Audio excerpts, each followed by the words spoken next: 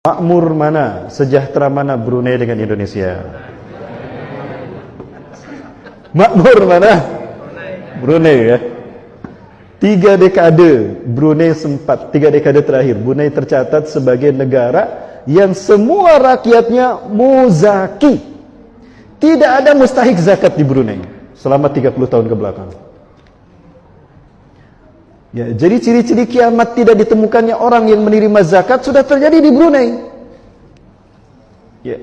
Lalu itu zakatnya orang Brunei dikemanakan? Ya di ke Indonesia kan? Loh, katanya orang negara terkaya, tapi nerima zakat. Pertanyaannya, apa yang membuat Brunei lebih makmur dan sejahtera daripada Indonesia? Itu yang pertama. Silakan jawab Bapak Ibu sekalian, atau kita tanyakan pada rumput yang bergoyang Bapak Ibu di luar sana. Nah, baik, di antara para hamba Allah yang sama-sama hadir kali ini, angkat tangan yang pernah mendengar satu kali saja Brunei diberitakan terkena bencana alam. Apakah gempa bumi, tsunami, kemudian juga longsor ya. Pernah tidak Bapak Ibu? Bapak belum pernah, Pak? Seumur hidup Bapak belum pernah sekalipun. Lalu Indonesia? Nah, ini evaluasi kita harusnya. Di momen kemerdekaan kita, harusnya kita bermuhasabah. Tanya pada hati kita, bukankah Indonesia mayoritas Islam? Dan bukankah orang Islam ini dicintai Allah? Lalu kenapa banyak musibah terjadi di tanah air kita? Sementara kita belum pernah mendengar Brunei Darussalam terkena bencana alam. Mungkin terjadi, tapi belum pernah kita mendengarnya. Media massa seolah-olah tidak pernah memerintahkan. Apakah ini indikasi kalau Brunei tidak tersentuh oleh bencana alam? Kalau itu betul-betul terjadi, rahasianya apa? Apa rahasianya Bapak Ibu sekalian?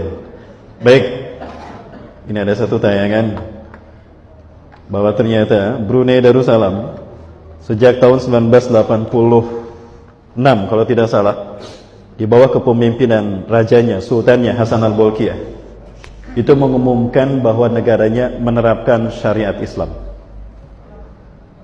Jadi Brunei menerapkan syariat Islam. Bapak Ibu sekalian, apakah itu rahasianya? Saya yakin iya. Bahkan syariat Islam ini junjung tinggi. 2 hal yang disebutkan Rasulullah SAW terjadi di Brunei. Bapak Ibu sekalian, Rasulullah SAW menyebutkan sinfani min ummati. Ada 2 bagian, ada 2 golongan dari umatku. Idza saluhata saluhatil ummah, wa idza fasadata fasadatil ummah. Ada 2 aspek, 2 golongan dari umatku yang apabila kedua-duanya baik, maka baiklah umatku. Apabila kedua-duanya buruk, maka atau salah satunya buruk, maka hancurlah umatku. Al-umara'u wal ulama, pemimpin dan ulama. Nah, jika pemimpinnya ini taat kepada Allah, takut tunduk patuh kepada Allah, beriman kepada Allah dan hari akhir, cinta kepada Allah dan Rasulnya, taat pada Rasulnya, lalu dia cinta kepada rakyatnya, maka rakyat pun akan mencintainya. Nah, Allah turunkan berkah bagi negara itu. Walaupun negara itu kecil, walaupun negara itu miskin, tapi dia akan makmur sejahtera. Bapak Ibu, nah ini sesuai dengan hadis Rasulullah SAW. Inna Allah idha yuhibbu qawman atahumullahu amiran adilan yakudu ummatahu ila ridwanillah wa salamatillah fayahyuna ummatuhum au ummatuhu ya fil amin ya aminan wa salamatan biridwanillahi azza wa jalla fid dunya wa fil akhirah. Al-hadis. Ini ada satu nas yang saya dapatkan seperti itu.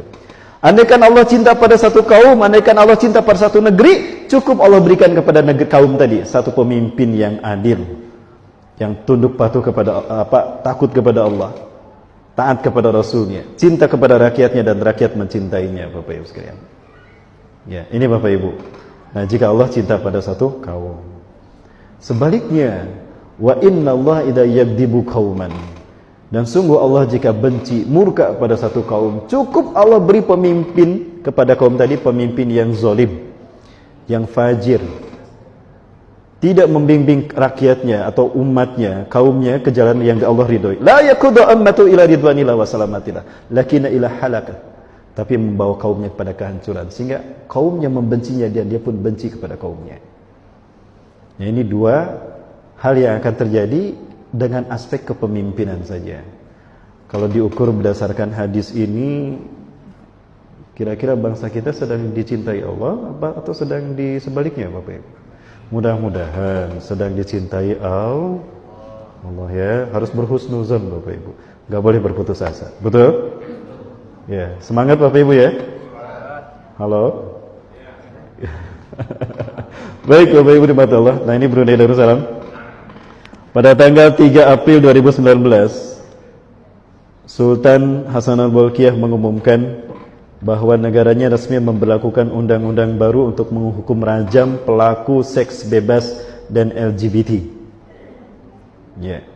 Beliau menegaskan bahwa upaya ini untuk memperkuat pengamalan ajaran Islam di negaranya. Subhanallah Bapak Ibu. Ini keputusan yang membuat selamat negara tadi. Adapun jika satu negara membiarkan pelaku LGBT bebas, hati-hati Bapak Ibu, bencana bukan hanya menimpa mereka, azab bisa menimpa kita. Rasulullah SAW pernah mengatakan, Inna Allah azza wa jalla la yu'adzabul ammah bi amalil khassah. Sesungguhnya Allah azza wa jalla tidak akan menghukum satu kaum, satu bangsa hanya dengan kemaksiatan segelintir orang saja. Jadi nggak mungkin satu kaum yang disiksa dengan azab, dengan bencana, kalau yang maksiat hanya segelintir orang saja. Hatta yarawul munkara baina zahranaihim, sampai kaum tadi menyaksikan, sampai mereka menyaksikan ada kemaksiatan di depan mereka. Wahum qadiruna ayyunkiru, dan mereka mampu mencegah kemungkaran itu agar tidak terjadi. Mampu sebetulnya. Padahal yunkiru, tapi mereka diam saja, tidak mencegah kemungkaran itu. Padahal mampu mencegahnya. Maka apa kata Rasulullah SAW? Adzabahullahu al-khassata wal ammah.